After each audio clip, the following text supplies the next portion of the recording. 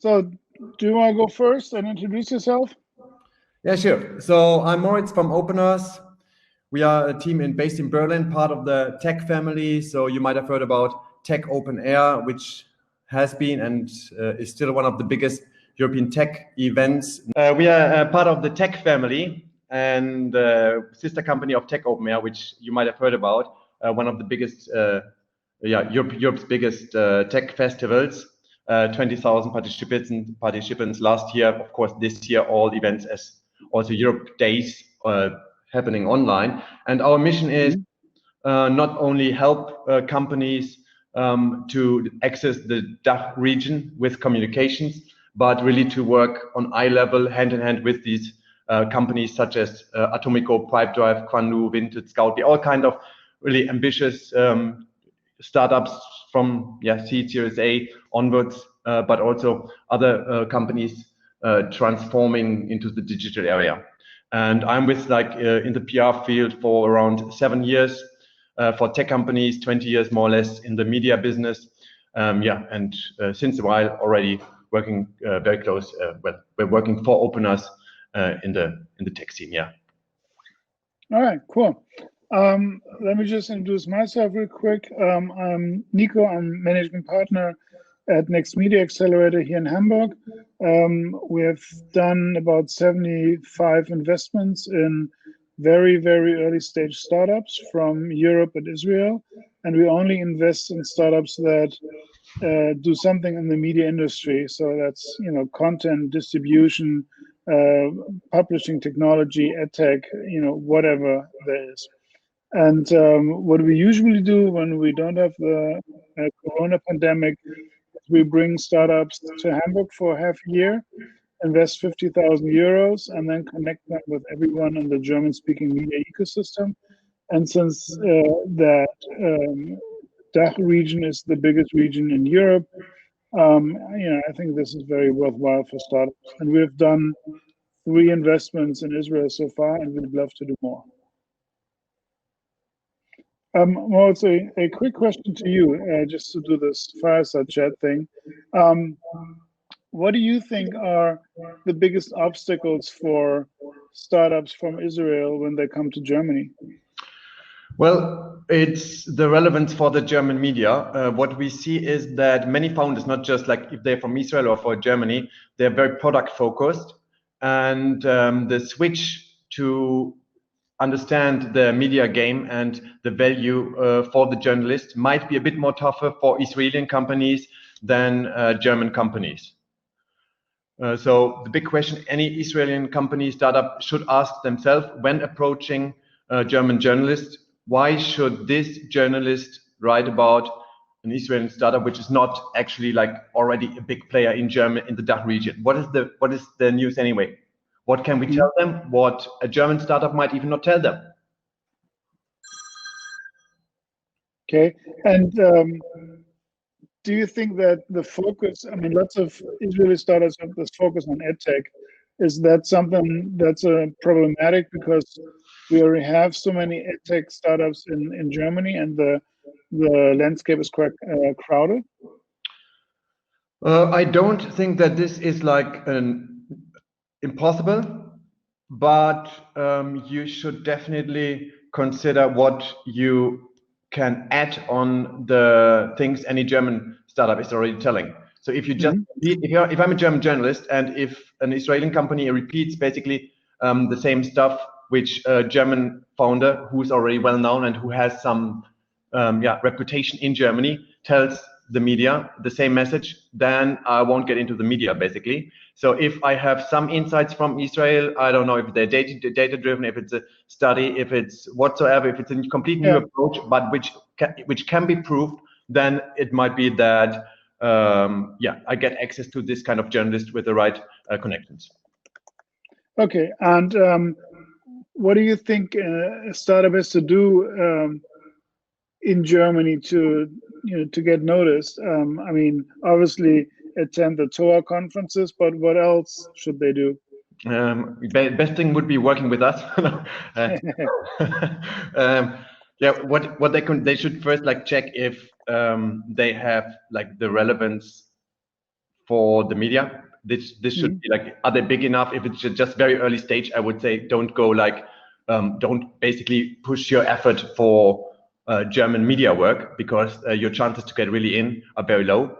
But if you're expanding, if you have a relevant news, if you have a partner, a big partner with a good name, or if you're opening an office, if you expand your team, if you have something to tell, which is actually like kind of proving that you are significant, more, you're getting more significant in Germany, and that this is something for German readership, which they should know about, then then you should get in touch with those people who actually do not like send out thousands of press releases, but who try to get your story straight to the right people. Yeah. So you would say the normal press release is dead anyhow? Well, it's not dead anyhow, but it's funny.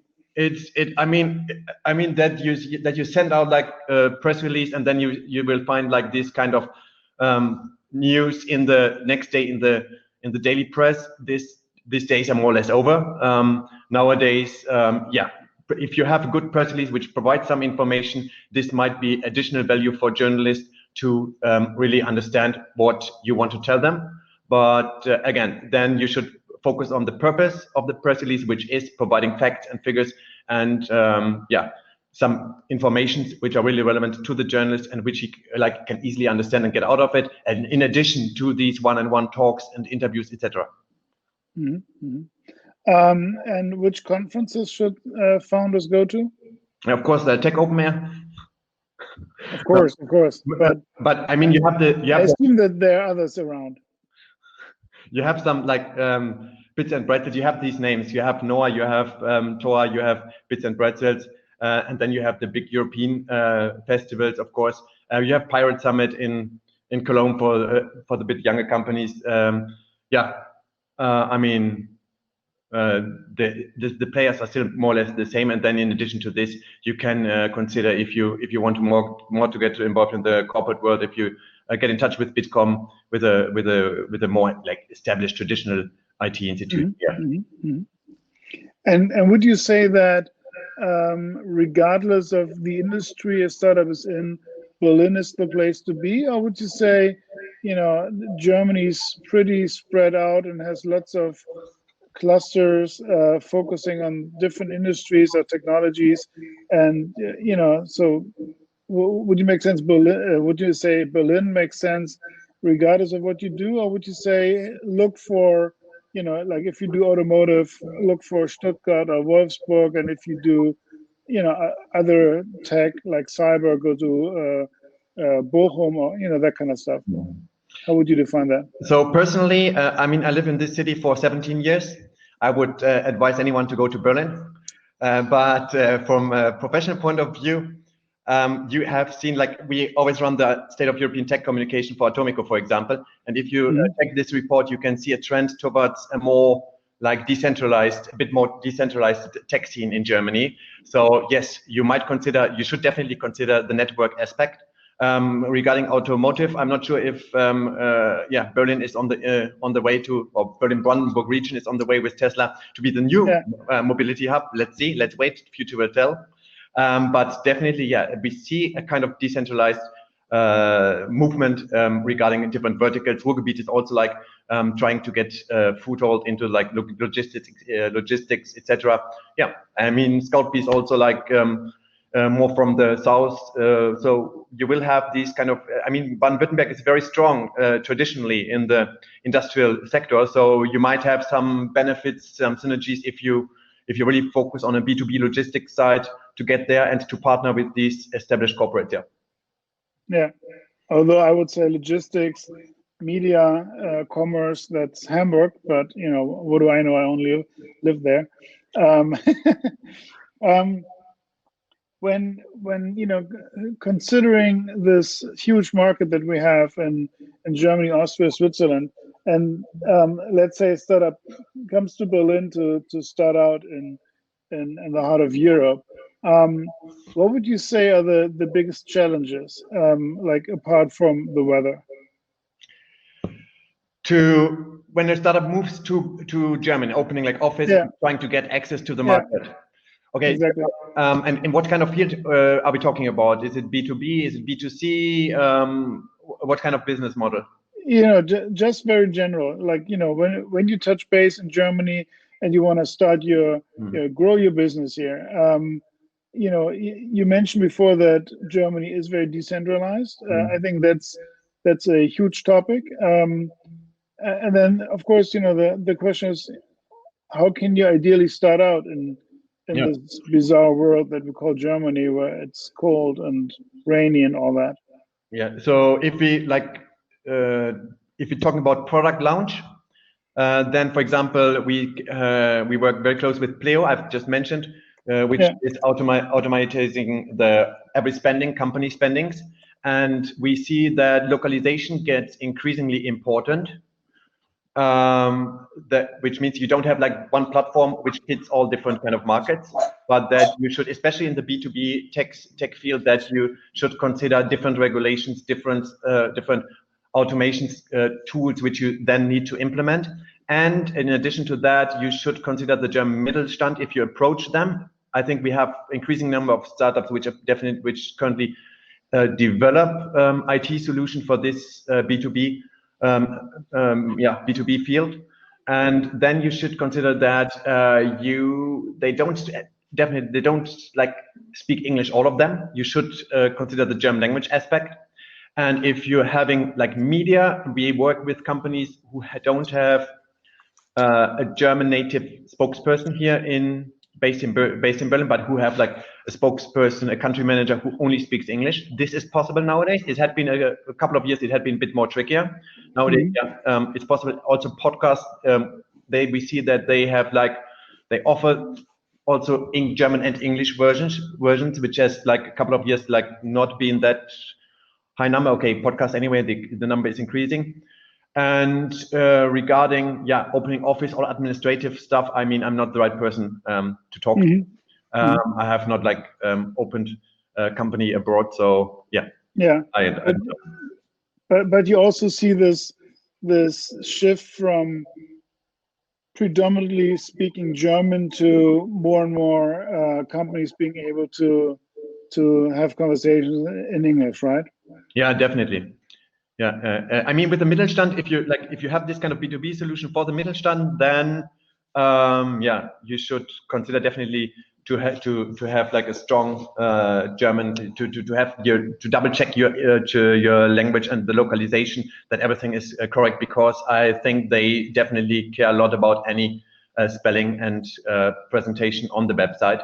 It might not be that good for your reputation in B2B field if you have like some mistakes, etc. Yeah. Okay. But otherwise, I mean, with everything getting more decentralized, we see that like companies, they have some employees like working more and more from different cities, even not in Germany, but being responsible for the German market. So I think it will get easier basically to scale with the after COVID-19. Yeah. You mentioned before that you work with Atomica on the recent study. Could you elaborate a little about the findings of the study? Oh, that's a while ago. It's always published in December. We started. Okay, sorry. November, December on Slush. They always publish this report. Okay, so the next one will be due. The next one will be like, but they always like. We started, I don't know, we started with the first report, it's 3 years ago, 4 years ago, something like this. And this was like a kind of new approach and brought this to the media landscape here in Germany. And since then, year for year, we arranged the communication for the report in the DACH region. And I see that the report developed from the more data-driven investment question to, for example, diversity is a crucial issue currently, and we see that we still have a gap, a gender gap. I think Atomica was one of those organizations pushing for this kind of topics, really data-driven, before the mainstream jumped on it. So they had, at least they had been at a very early stage, they had been already pushing this topic and had identified these kind of more or less like societal environmental aspects considering. Yeah. We're approaching 50-50 ratios in our batches now for the last couple of years because we really focus on that. Not because it's a trendy thing to do, but because the more diverse we invest, the more interesting the startups are that we're investing in, and the more potential we see. You know, if it's always the same kind of people from the same university, it gets boring because, you know, what can we expect? There's more of the same. Yeah, I mean, and that's why we have done this deliberately in the last couple of years, because we wanted to see other product ideas and other ways to run companies. And for instance, we invested in a Swedish company that analyzes video based on gender, so you can actually tell, like, the protagonist in any video, is it really a woman that has the speaking roles, or is it a man? You know, and that's really interesting to see. And obviously, women tackle problems differently than men, and that's a good thing. And you know, that's why we have focused on that for a long time now. Nico, do you already have seen that the diverse teams you have built have a better understanding of the client base and like find more creative solutions in practice? Oh yeah, of course. I mean, it's you know, that's exactly why we love doing this, because it's you know, they are more practical. They have, you know, better understanding because they come from different angles, and I think that's really important. You know, because one size fits all solutions don't work. So yeah, the more diverse the founding team is, the better it is, to my understanding. Yeah. Also, PR-wise, we have been, pushing many founding female founders or female leaders in this field who take leadership roles and are really like active to work for a change. Yeah. All right. Okay, Mort, I think our time is up. Thank you so much for sharing some of your thoughts about Germany and Israel and Berlin and the decentralization of our business landscape here.